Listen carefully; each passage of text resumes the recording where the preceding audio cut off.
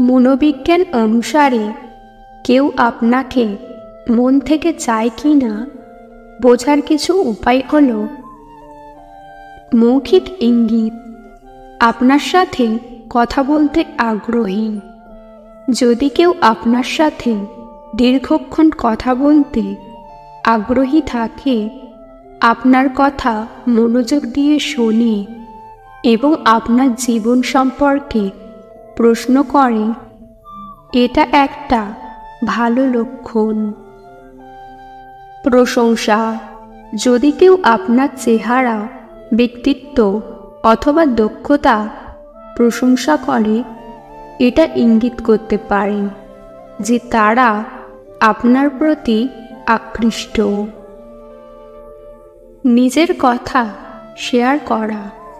যদি কেউ আপনার সাথে ব্যক্তিগত তথ্য শেয়ার করে, তাহলে তারা আপনার সাথে ভালো সম্পর্ক গড়ে তুলতে চায়। হাসি মজা। আপনার সাথে থাকাকালীন যদি কেউ হাসি খুশি থাকে, তাহলে তারা আপনার সঙ্গ উপভোগ করে। অমৌখিক ভাষা। চোখের দিকে তাকানো। যদি কেউ আপনার সাথে কথা বলার সময় আপনার চোখের দিকে তাকিয়ে থাকে, তাহলে তারা আপনার প্রতি আগ্রহী। শারীরিক ভাষা। যদি কেউ আপনার কাছাকাছি থাকে, আপনার দিকে ঝুঁকে থাকে অথবা আপনার সাথে কথা বলার সময় হাতের ইশারা করে, তাহলে তারা আপনার সাথে সংযোগ স্থাপন করতে চায়। স্পর্শ। যদি কেউ হালকাভাবে আপনার হাত, বাহু অথবা কাঁধ স্পর্শ করে, তাহলে এটা ইঙ্গিত করতে পারে যে তারা আপনার প্রতি আকৃষ্ট। অন্যান্য লক্ষণ। আপনার জন্য সময় বের করা। যদি কেউ ব্যস্ত সময়সূচি থাকা সত্ত্বেও আপনার জন্য সময় বের করে, তাহলে তারা আপনাকে গুরুত্ব দেয়। আপনার পছন্দের প্রতি আগ্রহ।